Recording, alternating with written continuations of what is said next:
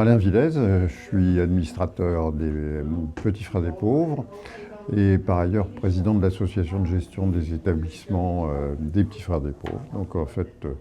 je suis un très ancien militant et bénévole de la cause des Petits Frères. En l'occurrence, les Petits Frères des Pauvres luttent contre l'exclusion des personnes âgées qui sont en situation d'isolement ou de précarité. Et elles luttent de manière très concrète en nouant des relations affectives, amicales avec les personnes accompagnées qui sont dans ces situations d'isolement ou d'exclusion. Donc effectivement, nous avons assez spontanément rejoint la marche pour la citoyenneté culturelle parce que ça correspond tout à fait au regard que nous souhaitons porter sur les personnes accompagnées, à savoir que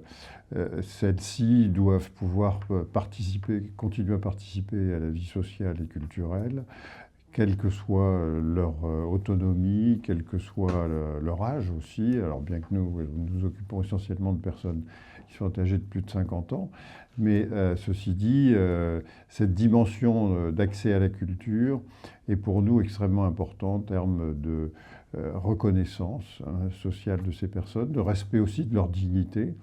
Et la dimension citoyenne est quelque chose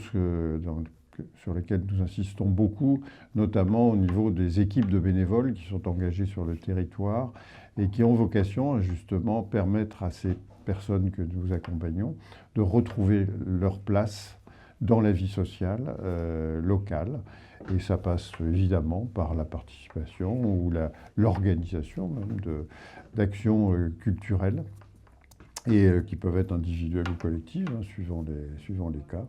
Donc c'est une dimension pour nous qui est extrêmement importante et sur laquelle nous avons encore beaucoup de travail, puisque effectivement la discrimination des personnes âgées, singulièrement celles en perte d'autonomie ou en situation d'isolement, ou de ce qu'on a appelé nous la mort sociale, au niveau du baromètre de l'isolement que nous publions tous les 4 ans, eh bien, ces personnes-là, plus que tout autre, ont besoin de retrouver une vie sociale et culturelle. Rallier un collectif d'organisation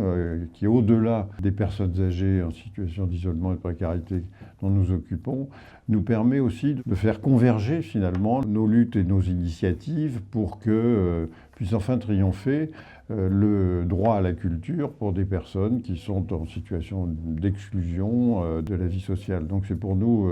extrêmement à la fois nécessaire et réconfortant finalement de se dire qu'on n'est pas les seuls à militer dans ce sens. D'autres le font pour d'autres catégories de population,